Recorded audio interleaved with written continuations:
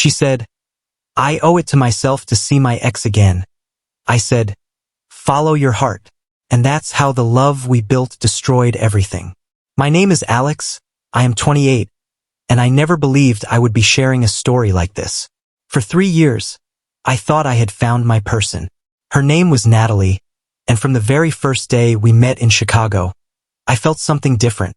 She was beautiful in a way that stopped a room, but what drew me to her more was her warmth, her confidence, and the spark in her that pulled people toward her. We did not have a slow start. We clicked immediately, and before I even had time to think twice, she had moved into my apartment just 6 months later. By the second year, we were already dreaming about marriage, children, and a suburban home filled with love. I was not just in love, I was completely committed. We built a life that felt real. It was not just about romance and passion. It was about standing together when things got hard. I held her close when her father was sick, and she carried me through my darkest days when I was struggling. We shared laughter over failed cooking experiments, built traditions like Friday takeout nights, and spent summers driving to the lake. She always wanted to decorate early for Christmas, filling the place with joy. It was not perfect, but it was ours, and that made it everything to me. 2 weeks ago, all of that crumbled. It was a simple Saturday night. We were in the kitchen making tacos, laughing about who could chop onions faster, while the TV played in the background. There was nothing unusual, nothing that hinted at the storm about to hit. Then her phone buzzed. She looked at it, and her expression changed completely. Her smile faded, her shoulders went rigid, and I knew instantly something was wrong. I asked her what happened, but she hesitated, holding her phone like it weighed 100 pounds. Finally, she whispered one word that felt like a punch to my chest.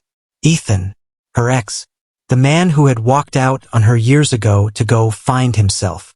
The same man she had cried over when we first met.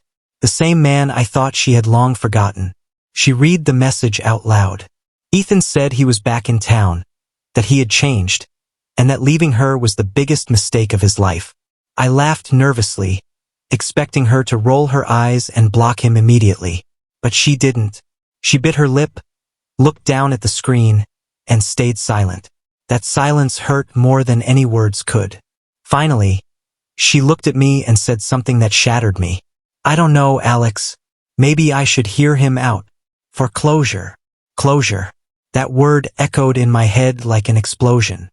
After 3 years together, after everything we had built, after all the nights I held her when she sobbed over this same man, she still wanted to go back to him for closure. I tried to remind her of our dreams, of the marriage and the future we talked about. But she put the phone down and whispered, "Maybe I owe it to myself to see if there's still something there." Those words burned. I had given her everything. I was there when she was jobless, when she was broken, when her world felt empty. I loved her when she couldn't even love herself. And still, somewhere in her heart, a door remained open for him. Something inside me snapped. But instead of begging, instead of fighting, I looked at her calmly and said, "Follow your heart, Natalie." She was shocked. She stared at me, expecting me to argue, to convince her, to plead. But I couldn't. If she was already questioning us, then what exactly was I fighting for? That night was the beginning of the end. The days after that conversation felt like living in a shadow of what we once had. At first, Natalie pretended nothing was wrong. She still sat at the dinner table with me, phone face down but buzzing with notifications she tried to hide. She still smiled, but the smile looked fake, like a mask that slipped every few minutes. I noticed the change immediately. She would excuse herself to the other room to answer calls, coming back minutes later with a glow in her eyes that no longer belonged to me. Then it escalated. She started laughing at messages during meals, the same kind of laugh she once shared with me over inside jokes. But this time, it was for someone else. Some nights she would come home smelling like whiskey, her hair messy, her excuses short. "We're just talking," she said when she came home after midnight. I repeated her words quietly. Talking, knowing full well that talking wasn't what kept someone out past midnight. Every time I tried to confront her, she turned it around on me. Suddenly, I was the insecure one, the controlling one, the villain in her story. I realized then that she wanted me to play the bad guy so she could justify sneaking around with Ethan. The worst part was lying in bed next to her at night, pretending to be asleep, listening to her whisper into her phone, watching her drift further away from me until she was no longer mine. I was not just losing her. I was losing the future we had built together. One evening, I remembered something from the past. About a year ago at a friend's wedding, her best friend Melissa had pulled me aside after a few glasses of champagne. She told me she admired me for how I treated Natalie and even admitted that she had feelings for me. I shut it down immediately because I loved Natalie. Melissa respected that and never brought it up again. She stayed loyal, even when it meant keeping distance from me. That memory came rushing back when Melissa texted me after hearing rumors that Natalie was seeing Ethan again. "You okay?" she wrote. I tried to stay strong, but the truth was eating me alive. I finally told her the reality, that Natalie was still living with me but acting like I didn't exist. Melissa's response was quick and sharp. "That's trash. You deserve way better." Her anger surprised me, especially because she had known Natalie for years. But she didn't defend her. Instead, she called it what it was, betrayal. Then she asked something I didn't expect. "Want to grab dinner this week? No pressure.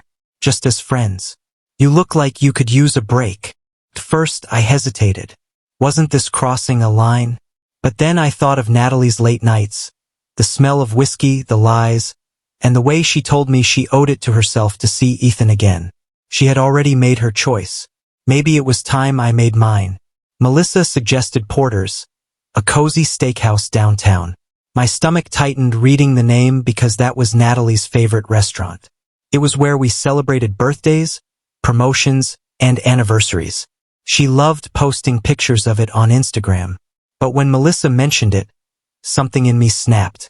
Why should Natalie claim every memory in my life while she was out destroying them at the same time? So I agreed. The night of the dinner, Natalie casually told me she was meeting a friend after work. We both knew exactly who that friend was. I nodded without saying a word. At 7:30, I walked into Porter's with Melissa. She looked elegant in a black dress. But more than that, she looked genuinely happy to be there with me. For the first time in weeks, I felt seen. We talked, we laughed, and for a moment, I remembered what it felt like to be appreciated. Halfway through dinner, Melissa posted a picture of our drinks on her story. Minutes later, my phone exploded with notifications. "Natalie, are you serious right now? At OUR place? With my best friend." More messages followed. I showed Melissa, and she rolled her eyes. "She has some nerve." We clinked our glasses, and she repeated, "To new beginnings." But when I got home that night, the real explosion waited for me. Natalie was pacing the living room, eyes blazing, and sitting comfortably on my couch was Ethan. My couch, my apartment, my rent. Natalie yelled the moment she saw me. "You humiliated me." Dinner with my best friend at our spot. I dropped my keys on the counter. "You've been sneaking around with your ex for weeks in my home. I had dinner with someone who respects me. You don't get to be angry." Her voice rose. "With my best friend, Alex." That word, best friend, made my blood boil. Melissa was more of a friend to me that night than Natalie had been in weeks. I looked at Ethan still lounging on my couch like he owned it. "So this is what it is now? You sit here, eat my food, use my space, while sneaking around with my girlfriend." Ethan shrugged, barely looking up from his phone. That was the breaking point. I turned to Natalie and said coldly, "You're on a month-to-month lease. You have 30 days to move out." Her head snapped toward me. "You can't be serious." I nodded. "Dead serious."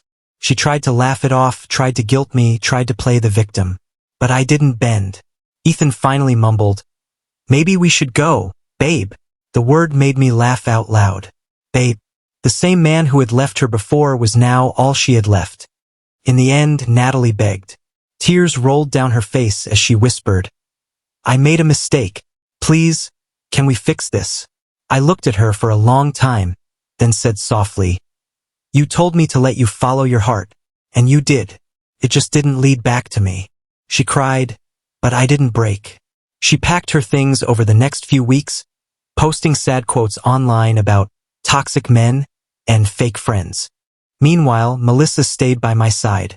We took things slow, we talked, we laughed, and she made me feel chosen every single day. And honestly, that's all I ever wanted. Someone who chose me without hesitation.